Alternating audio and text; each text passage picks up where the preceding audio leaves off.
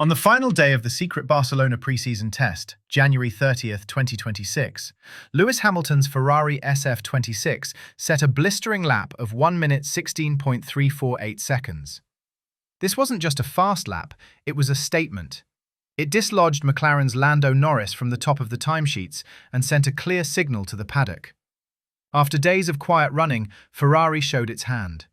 We need to break down what this lap time truly means and why it has the entire sport talking. For Ferrari, a team desperate to return to championship glory, and for Lewis Hamilton, in the most anticipated driver-team pairing in modern history, the 2026 season is everything. The new regulations are a complete reset, a chance to erase years of frustration. This strong showing at the Barcelona test, a secret event away from the public glare, is the first tangible piece of evidence that their hopes might be well-founded.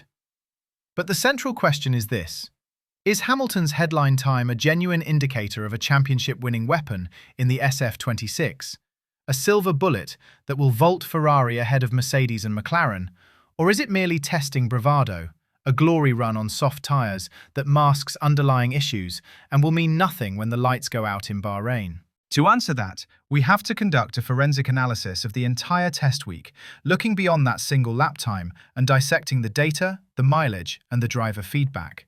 Starting with a very wet Tuesday in Barcelona.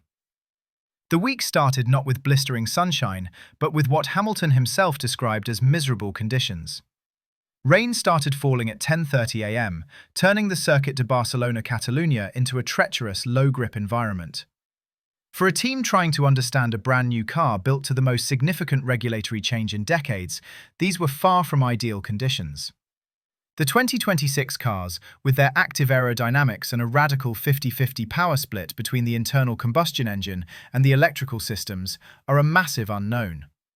Wet running severely limits a team's ability to gather clean aerodynamic data or test the outer limits of the new power unit. Yet Ferrari pressed on. Hamilton and his teammate Charles Leclerc shared driving duties, and together they completed a remarkable 121 laps. To put that into perspective, that's nearly 2 full Spanish Grand Prix distances. Hamilton was pragmatic, calling it a very challenging but really productive day. His quote, "Proud of everyone back at the factory," wasn't just PR fluff. It was a nod to the car's fundamental reliability straight out of the box. There were, as reported by motorsport.com, no major issues. This initial mileage is the first pillar of our analysis. Before a car can be fast, it must be reliable. And on a day that could have easily been a washout, the SF26 ran like a clock. This wasn't about pace, it was about systems checks, procedural practice, and proving the basic integrity of the new design. It was a quiet, fundamental success. Thursday marks the first opportunity for proper dry running, and the narrative shifted from endurance to exploration. With Hamilton taking the wheel for a dedicated session, the team's program could begin in earnest. He completed another 87 laps, adding to the impressive tally. It wasn't a flawless day. A spin was reported, attributed to the cool track temperatures, but crucially, the team confirmed its full program was completed. This is where we get the first real glimpse into Hamilton's feeling inside the cockpit. After the miserable wet start, he said it was nice to get out in the dry, good to get a feel for the car. This is a critical phase in any test. The driver begins to understand the car's basic balance, its response to setup changes, and how it behaves on different tyre compounds. While his ultimate lap time on Thursday was 1.573 seconds, off the pace set by Mercedes junior Kimi Antonelli, this is largely meaningless. Teams are on completely different programs. Some are doing heavy fuel race simulations, while others are doing aero correlation runs. The key takeaway from Thursday was not the lap time, but the 87 laps of completed running, and a driver starting to build a relationship with his new machine. The spin is a footnote. The completed program is the headline. It speaks to a car that is predictable enough for the driver to push, and a team that is methodically working through its checklist without being derailed by reliability gremlins. This contrasts sharply with Ferrari's testing starts in some previous years, a point Hamilton himself would later emphasize. Then came Friday, the final day. This was the day Ferrari, whether intentional or not, grabbed the headlines. Hamilton, taking over from Leclerc for the afternoon session, bolted on a set of soft tyres and delivered that stunning 1:16.348. Let's quantify that. It was 0.246 seconds faster than Lando Norris's best in the McLaren and 0.097 seconds faster than George Russell's benchmark from Thursday. It was the fastest lap of the entire test, but again, we must apply context. Was this a low-fuel qualifying simulation? Almost certainly. Is it representative of true race pace? No. However, it is not meaningless. A qualifying simulation, even in testing, demonstrates the car's peak performance potential. It shows that the platform is capable of responding to soft tyres and low fuel, and that the driver has the confidence to push it to the absolute limit. It proves the car has a high ceiling. The 63 laps Hamilton completed on Friday, combined with Leclerc's 78, brought Ferrari's total for the final day to 141 laps. The sheer volume of running is perhaps more significant than the ultimate pace. High mileage in testing is the best indicator of a solid engineering foundation. It allows the team to gather vast amounts of data on everything from tyre degradation to power unit performance.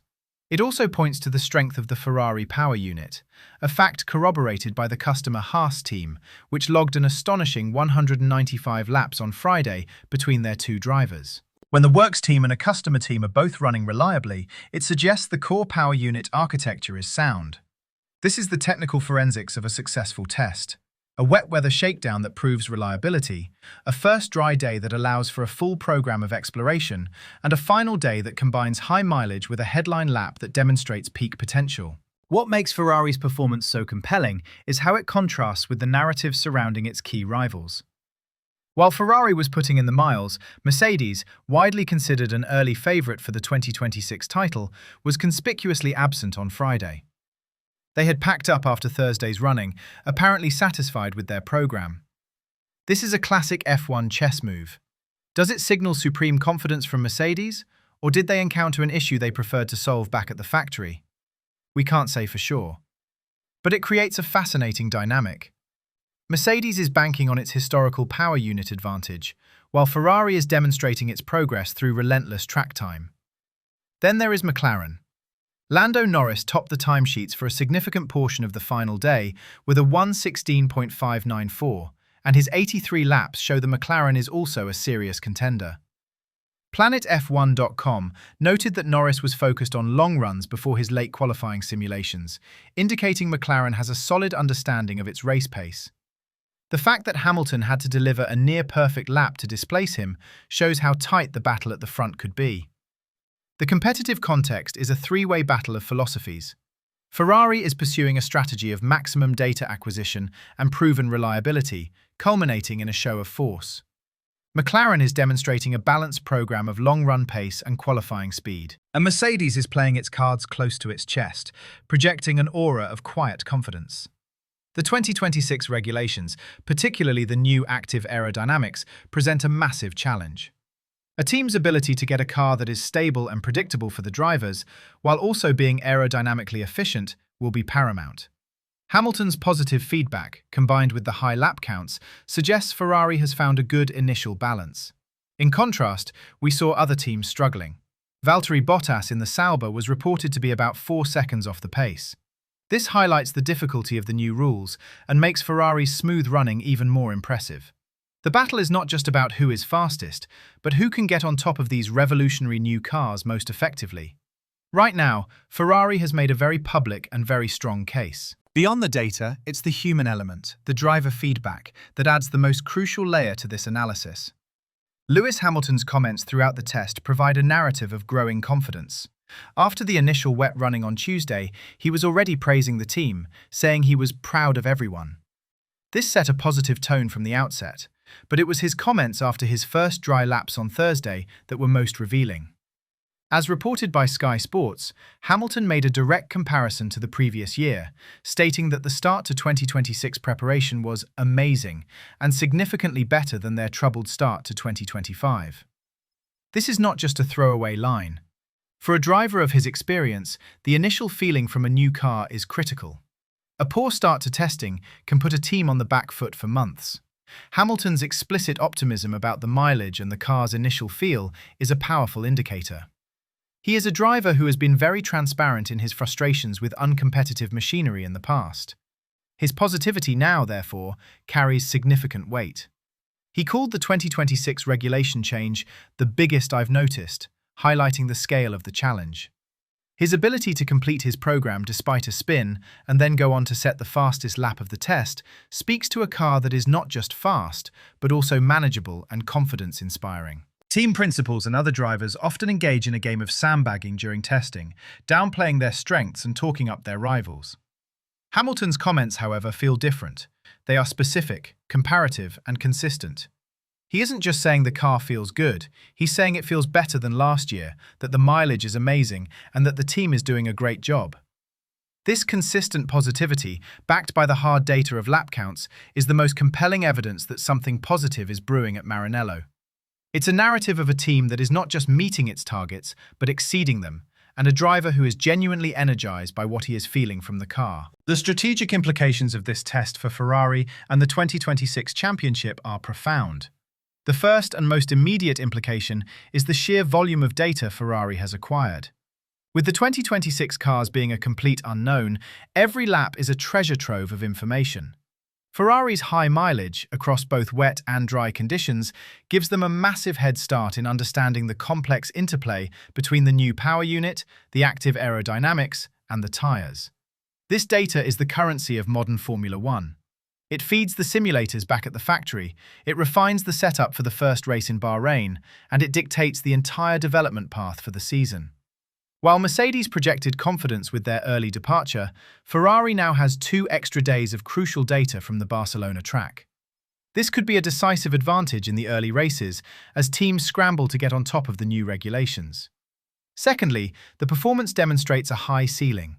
By topping the timesheets, Ferrari has proven that the SF26 has the raw, single-lap pace to challenge at the front.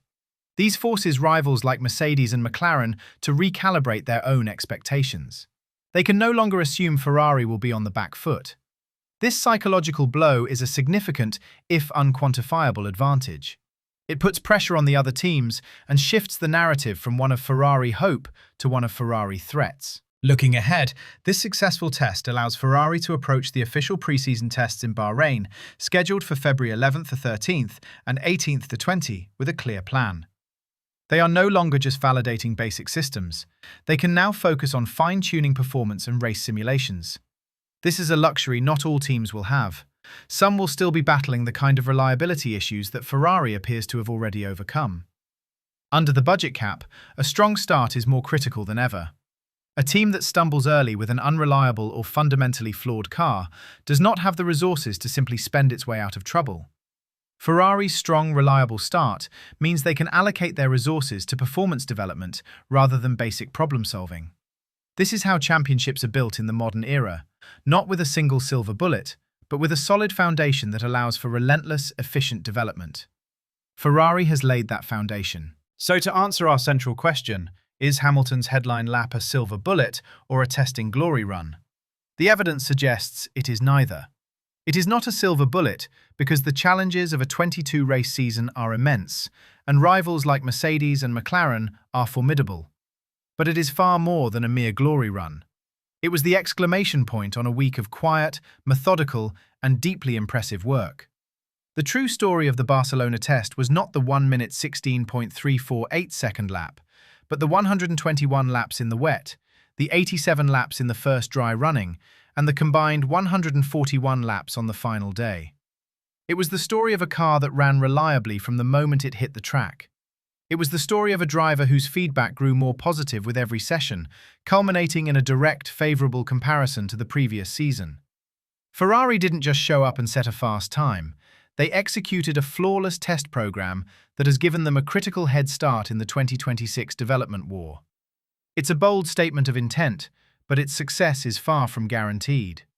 This technical battle is just beginning, and it will evolve with every race weekend. To get the deepest, most informed analysis on how this story unfolds throughout the 2026 season, make sure you subscribe to the channel. Our goal is to bring 50,000 of us together for the most intelligent F1 conversation on the platform.